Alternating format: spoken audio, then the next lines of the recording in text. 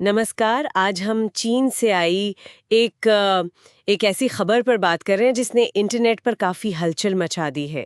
एक कटहल का पेड़ है वहाँ, जिस पर एक ही बार में आप सोचिए 400 से ज़्यादा फल लग गए। हाँ, नमस्कार। ये वाकई में मतलब चौंकाने वाला आंकड़ा है। आमतौर पर देखिए एक अच्छा स्वस्थ कटहल का पेड़ भी एक मौसम में ज़्यादा से ज़्यादा 150 शायद 200 फल देता है। हाँ, 150-200 सुना है मैंने हाँ, भी। बिल्कुल। तो ये 400 से ज़्यादा फल लगना ये तो सामान्य उपज से दोगुना हो गया। मतलब एक तरह का रिकॉर्ड ही समझिए इसे। और कटहल कोई मतलब छोटा-मोटा फल तो है नहीं, बहुत बड़ा होता है। सही कहा। ये तो पेड़ पर लगने वाले सबसे बड़े फलों में गिना जाता है। कुछ तो मैंने पढ़ा था 20 किलो, 30 किलो, यहाँ तक कि 40 किलो के भी हो जाते हैं। हाँ, बिल्कुल 40 किलो तक भी पहुँच सकते हैं। तो जरा सोचिए इतने सारे भारी फल उस अकेले पेड़ ने वो वजन कैसे संभाला होगा, ये सोचना भी मुश्किल है। और शायद यही वजह है कि ये खबर इतनी तेज़ी से फैली। जो वीडियो वायरल हुआ है, उसमें पेड़ सचमुच फलों से ढका हुआ है। मतलब जड़ के पास से लेकर ऊपर की टहनियों तक। हाँ, मैंने देखा वो वीडियो। अजीब सा ही लग रहा था। बिल्कुल।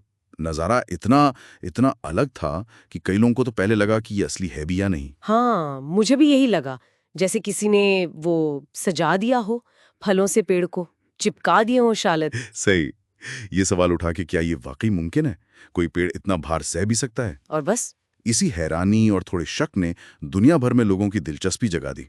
फिर तो मीम्स भी बनने लगे हैं इस पर। हाँ, मीम्स तो बनने ही थे। और देखिए, सिर्फ आम लोग ही नहीं, जो कृषि विशेषज्ञ हैं या वनस्पति विज्ञानी हैं, वो भी इस पर अब ध्यान दे रहे हैं। अच्छा। हाँ, वो ये समझने की कोशिश कर रहे हैं कि भाई आखिर ऐसा हुआ कैसे।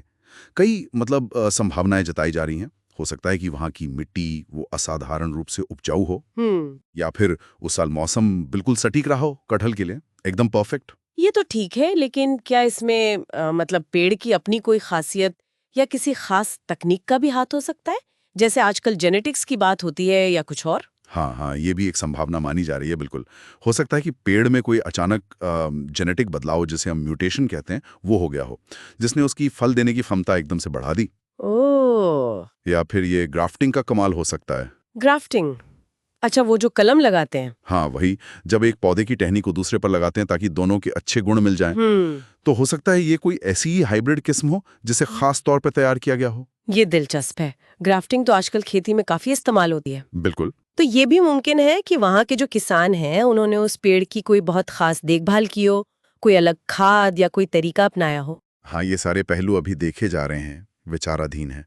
और इस बीच लोगों के रिएक्शंस भी बड़े मजेदार रहे हैं। हाँ, वो तो होंगे ही। कुछ लोग इसे प्रकृति का चमत्कार मान रहे हैं। हम्म। कह रहे हैं कुदरत का जैकपॉट लग गया।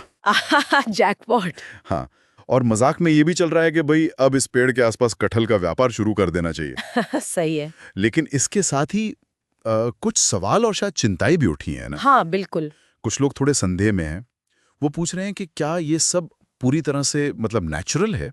कहीं इसमें किसी तरह का वो कृत्रिम हस्तक्षेप तो नहीं किया गया, कोई हार्मोन या कुछ और?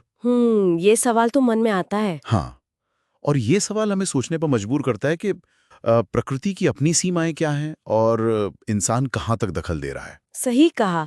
ये सवाल उठना लाजमी है।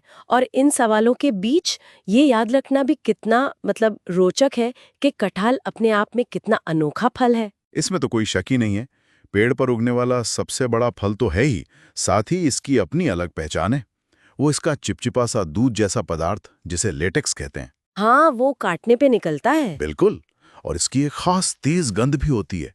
और दक्षिण पूर्व एशिया में तो ये आपको पता ही है, शाकाहारी खाने में और मिठाइयों में कितना इस्तेमाल होता है। हाँ, सब्जी वगैरह बनती है। हाँ।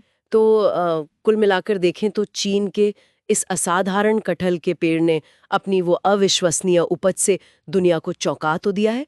और ये घटना हमें एक तरफ तो प्रकृति की जो अद्भुत क्षमताएं हैं उनके बारे में सोचने का मौका देती है, और दूसरी तरफ इसके पीछे के जो संभावित वैज्ञानिक या कृषि संबंधी कारण हो सकते हैं उन पर भी एक बहस छिड़ गई है। बिल्कुल सही।